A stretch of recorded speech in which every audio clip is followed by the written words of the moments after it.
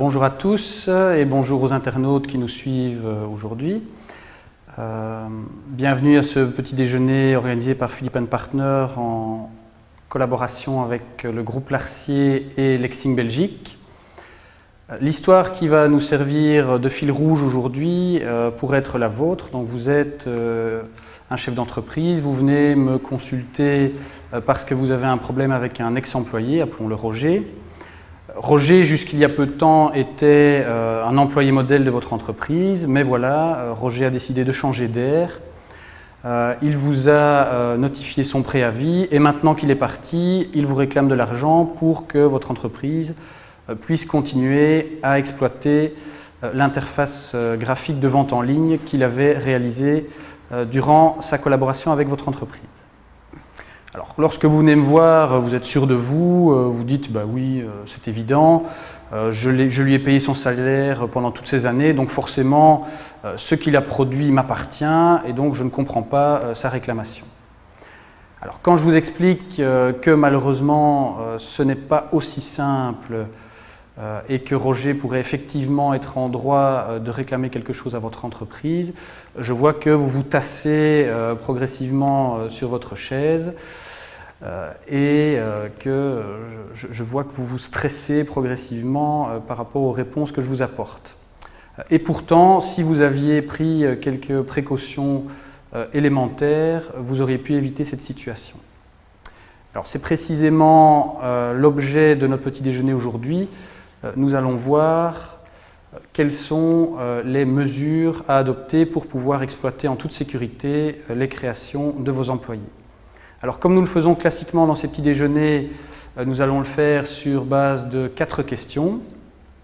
Dans la première, nous verrons quel type de créations sont réalisées par les employés et quelles sont les règles qui s'y appliquent. Ensuite, nous verrons les mesures de précaution à prendre vis-à-vis des employés.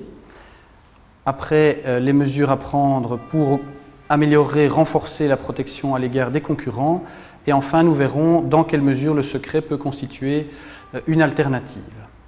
Alors, première question, quelles sont les créations des employés qui pourraient faire l'objet d'une protection et d'une exploitation par ma société? Alors, reprenons l'exemple de Roger. Donc, Roger, très créatif, très prolifique. Donc Roger pouvait, pendant son occupation au sein de l'entreprise, travailler d'une part, comme je l'ai dit, sur l'interface graphique de vente en ligne du site de l'entreprise. Donc ça, c'est une création protégée par le droit d'auteur. Il travaillait également sur la mise au point d'une base de données de fiches produits de l'entreprise. Donc là, c'est protégé par un droit qu'on appelle sui generis. Je vais y revenir. Roger avait également mis au point avec les responsables marketing un nouveau logo pour l'entreprise. Donc la protection par le droit d'auteur et éventuellement par le droit des marques. Et enfin, Roger, quand il avait encore du temps libre et également le week-end le soir, avait mis au point un procédé permettant de récupérer la chaleur dégagée par les ordinateurs et la transformer en énergie électrique. Alors ça, c'est protégé par le droit des brevets d'invention. Et donc, voyons maintenant quels sont les droits, les prérogatives que cela confère aux titulaires des différents droits concernés. Alors, pour les créations protégées par le droit d'auteur, j'ai pris l'exemple de l'interface graphique du logo, mais ça pourrait aussi être un rapport d'analyse, une étude de marché, ça pourrait être une présentation PowerPoint de l'entreprise. Donc toutes ces œuvres sont protégées par le droit d'auteur. Le droit d'auteur donne un monopole d'exploitation pour la reproduction, la communication publique des œuvres concernées. Le droit sui generis donne lui un monopole sur l'utilisation du contenu d'une base de données. Le droit des marques lui permet à l'entreprise d'avoir un monopole sur l'utilisation d'un signe dans la vie des affaires. Et enfin, le droit des brevets permet lui de monopoliser l'utilisation d'un procédé et la commercialisation des produits qui sont issus de ce procédé. Alors comme vous le voyez, il y a une grande variété de types de création et de régimes juridiques applicables, et donc cette variété nécessite que l'on clarifie au sein de l'entreprise les choses, et donc la première mesure préventive que nous suggérons, que nous conseillons, c'est tout d'abord de réaliser un double inventaire. Donc premièrement, un inventaire par catégorie d'employés des principaux types de création qu'il pourrait être amené à produire pendant l'exécution de son contrat de travail. Et d'autre part, une fois que ce premier volet d'inventaire a été réalisé, avec l'assistance d'un conseil juridique, le cas échéant, déterminer quel est le régime juridique qui s'applique à ces catégories de création. Alors c'est important cet inventaire parce que c'est cela qui va vous permettre de déterminer quelles mesures de protection vous devez adopter à l'égard de vos employés d'une part et vis-à-vis de vos concurrents d'autre part. Donc voilà pour la première question. Alors nous pouvons passer maintenant à la deuxième question qui consiste à voir quelles mesures je dois prendre vis-à-vis de mes employés. Alors par rapport aux employés, une première observation préalable, c'est le fait qu'il est important d'envisager ces questions très tôt dans la relation de travail et si possible avant l'embauche.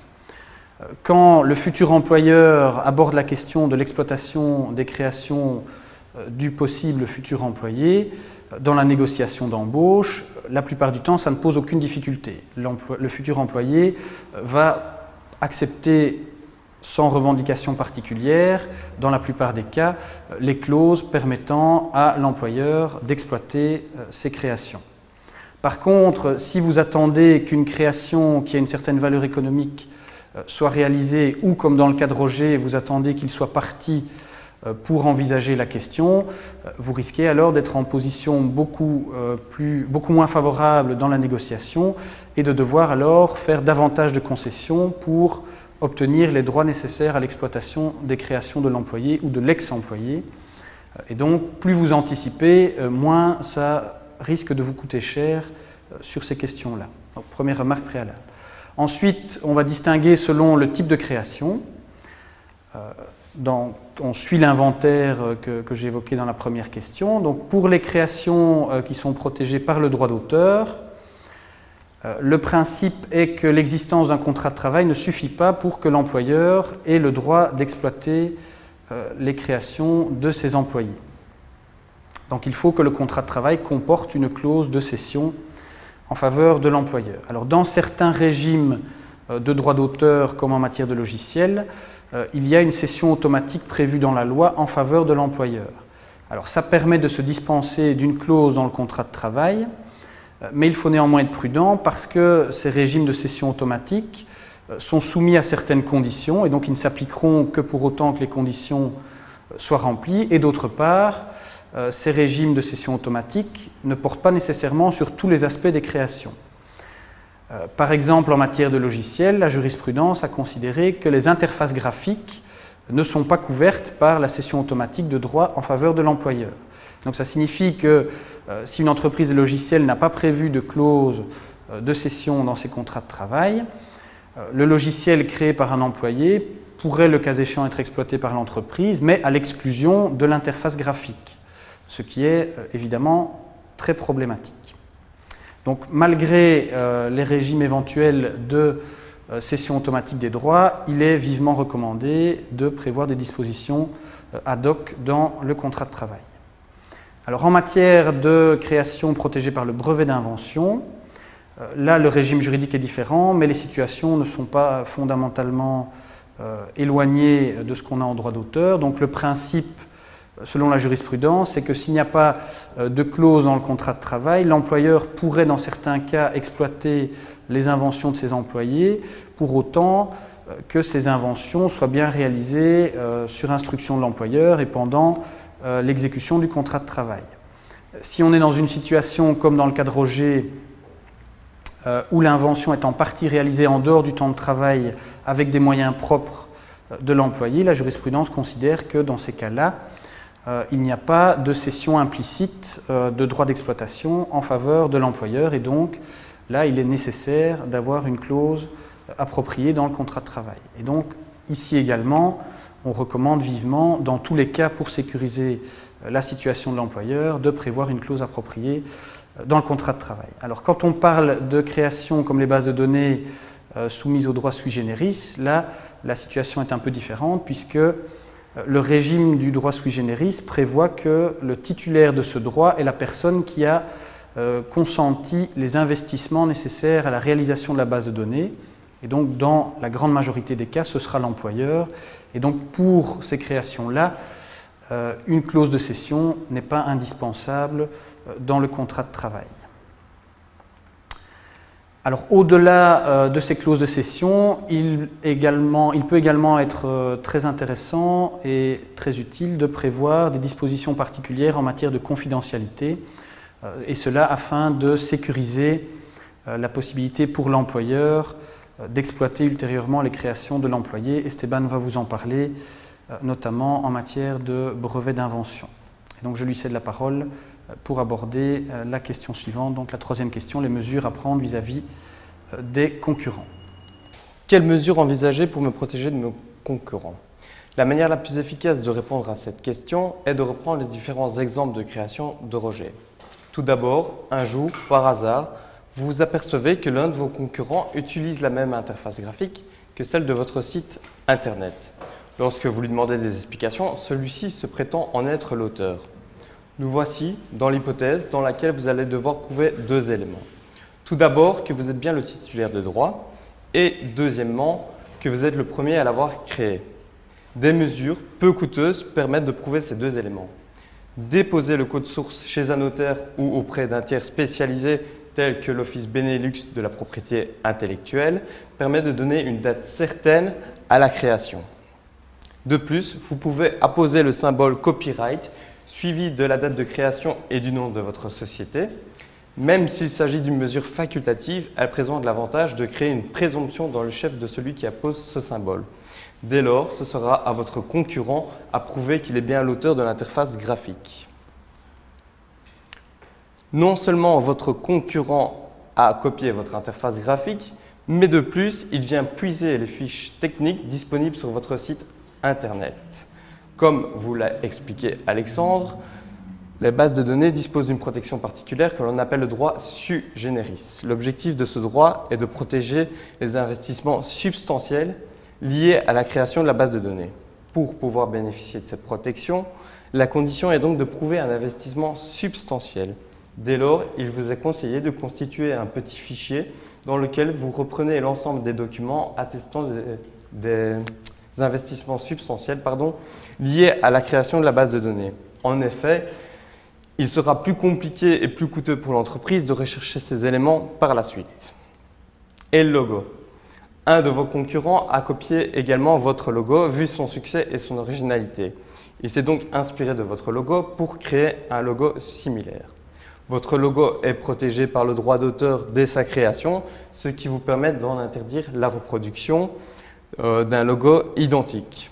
Toutefois, il ne vous permet pas d'interdire en principe la reproduction d'un logo similaire. Pour mieux se protéger contre l'exploitation d'un logo similaire, il vous est donc recommandé de procéder à l'enregistrement de votre logo afin qu'il bénéficie de la protection par le droit des marques. Toutefois, il faudra être prudent car justement, cette protection ne vous sera accordée que sur le territoire pour lequel vous la demandez. Enfin, vu le succès de l'invention de Roger permettant de réutiliser sous forme d'énergie la chaleur des ordinateurs, vous souhaitez à tout prix empêcher que vos concurrents ne puissent en tirer un avantage. La solution pour ce type d'invention technique est donc d'introduire une demande d'enregistrement auprès de l'office compétent.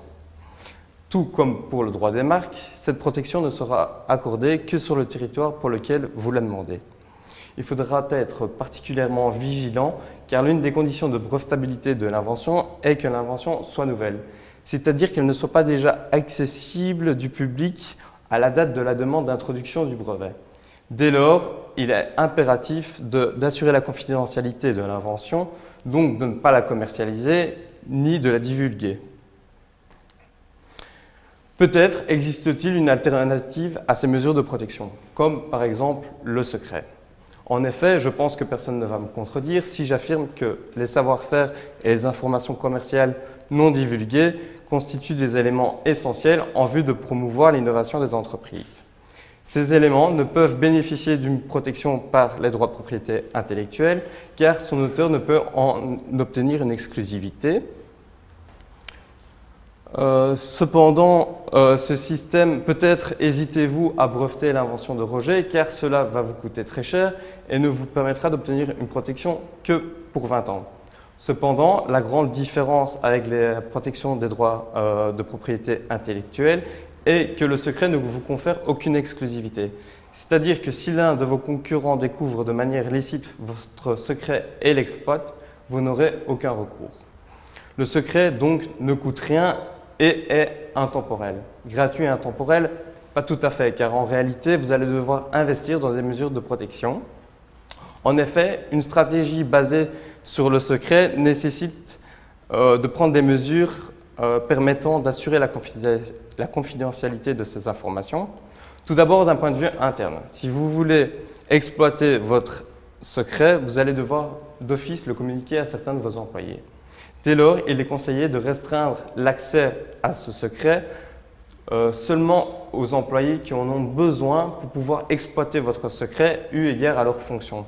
C'est-à-dire qu'en pratique, ce conseil peut être mis en pratique par justement une organisation interne basée sur différentes structures de niveau d'accès.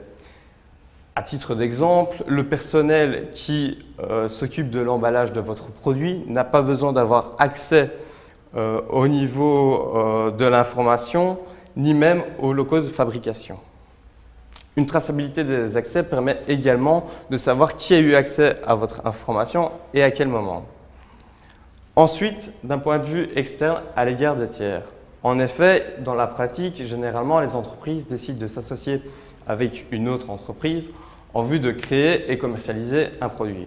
Cette collaboration implique nécessairement un partage d'informations. Dès lors, il est capital de prévoir des clauses de confidentialité afin de s'assurer que votre partenaire ne puisse divulguer vos informations ou ne puisse les exploiter avec l'un de vos concurrents. Ces mesures de protection permettent de procurer un avantage complémentaire par rapport au régime juridique que la Commission veut mettre en œuvre pour protéger le secret d'affaires. En effet, l'une des conditions pour pouvoir bénéficier de ce régime juridique est que le détenteur du secret d'affaires ait pris des mesures raisonnables pour assurer la confidentialité de ces informations. Dès lors, on s'aperçoit qu'une bonne gestion contractuelle et des bonnes mesures de précaution permettent de limiter les risques de fuite et également de bénéficier de la protection de la directive.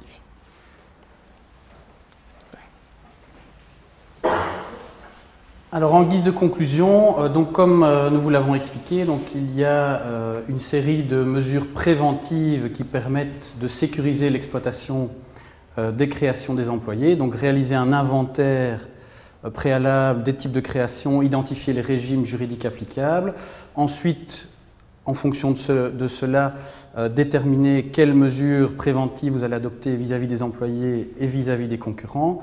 Et remarque évidemment fondamentale sur laquelle on a déjà insisté, c'est l'intérêt qu'il y a pour l'entreprise d'un point de vue économique à anticiper ces questions et à les traiter le plus tôt possible par rapport à la naissance de la relation de travail.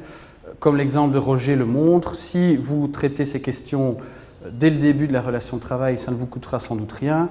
Si vous attendez qu'un problème se pose, ça risque de vous coûter beaucoup plus cher. Voilà, merci de votre attention.